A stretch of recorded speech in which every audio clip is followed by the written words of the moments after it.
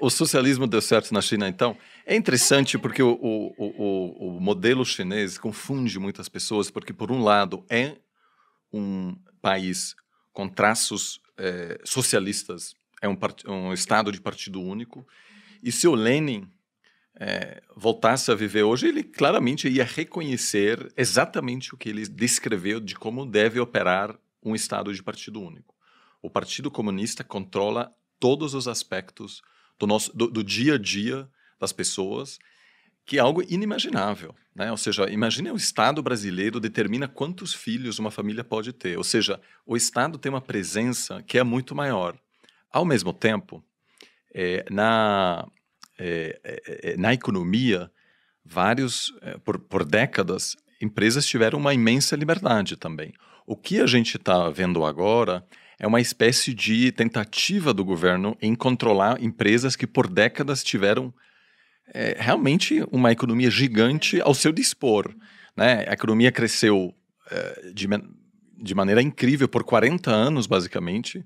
É uma sociedade que se transforma, mas o partido sempre está lá e, quando precisa, intervém de uma forma que a gente não conhece por aqui.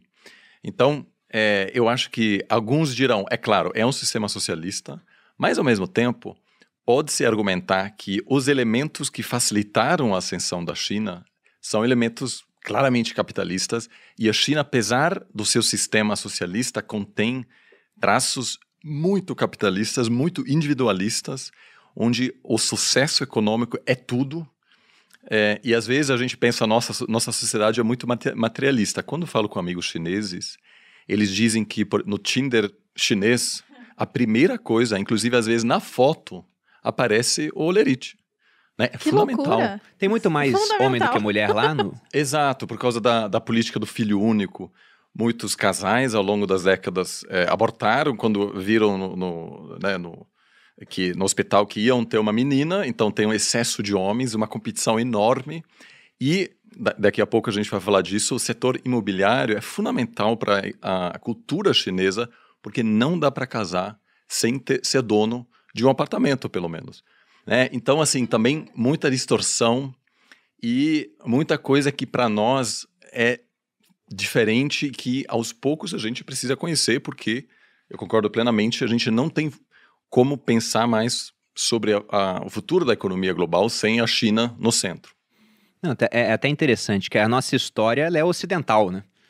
Nós temos aqui a herança da cultura grega, da moral judaico-cristã, você pega o direito romano, e eu gosto muito de moedas antigas, eu coleciono lá em casa, né? Tenho denários, tenho áureos do período romano, e eu estava lendo um livro do Friedrich August von Hayek, o economista austríaco, e ele falava que a gente fala muito da história monetária ocidental, mas que o papel moeda foi inventado e proibido na China antes de ser inventado na parte ocidental do mundo, mostrando como eles eram avançados naquela época. E o Partido Comunista fala muito isso lá, né? Que apenas estão voltando a colocar a China no seu devido lugar.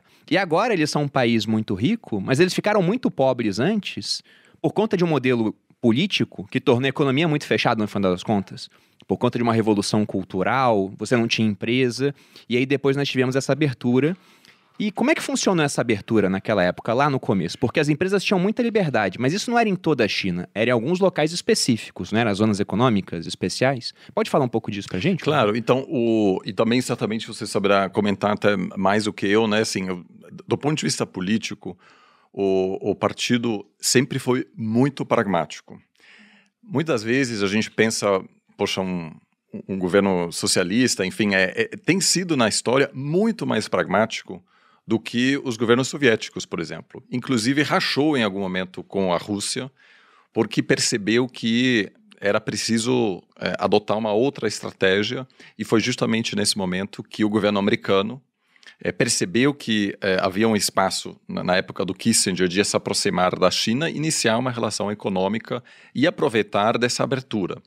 A China sempre fez muitos experimentos, muitos bem-sucedidos, outros não, em zonas especiais, e fez uma análise bastante rigorosa de como, por exemplo, uma abertura, como o direito a ter uma empresa privada ia impactar indicadores econômicos, como ia impactar a sociedade. Então, a grande maioria das reformas que depois foi implementada nacionalmente foi testada, em alguns casos, por anos, em várias cidades. A cidade de Xangai, por exemplo, Shenzhen, foram regiões onde aquilo foi testado. E, dessa forma, houve um planejamento centralizado que, devido à ausência de eleições, por exemplo, permitiu testar e implementar reformas que, de novo, muitas vezes não foram tão bem sucedidas. A gente também precisa levar em consideração que outros países, como o Vietnã, também tiveram muito sucesso. Não é só China na Ásia, né? Mas é um planejamento que difere muito de uma política mais curto-prazista que a gente tem aqui, onde eu preciso apresentar como governo resultados até a próxima eleição.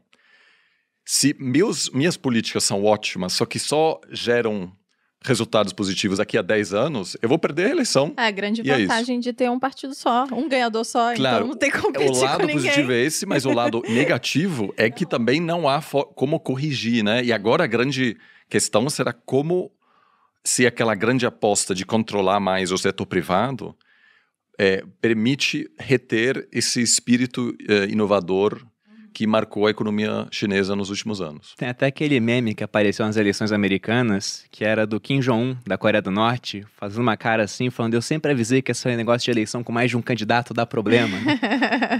Porque tem esse ponto. Mas o que você falou, teve um livro que eu já li falando sobre democracia, e o autor do livro, ele falava que se deveria existir um governo, ele era a favor de uma monarquia num regime mais antigo. Era o Hans Hermann Hoppe. E ele dava um argumento interessante que eu nunca tinha pensado, que era essa questão de uma visão de curto prazo com uma visão de longo prazo. Porque, sob um governo democrático, o político tem todo o estímulo para que ele apresente o máximo de resultado possível agora. E como que ele pode fazer isso? Se endivida pra caramba, pega muito recurso emprestado, faz alguma coisa que vai aparecer agora, e quando essa conta chegar, não vai ser mais esse cara no poder, né? Vai ser outra pessoa. Então, o estímulo gaste muito agora e a dívida você deixa para depois. Agora, se eles sabem que daqui a 30 anos é o mesmo partido ainda no comando, que se tiver muita besteira vai deixar de ter o poder, eles têm um estímulo para se preocupar um pouco mais com o longo prazo e abrir mão um pouco do curto. Agora explica por que a China não é uma monarquia, né, no caso. Não é uma monarquia, porque sim. Mas é só uma visão uma diferença entre a democracia com uma visão de curto prazo e outras formas de governo com uma visão em prazos maiores.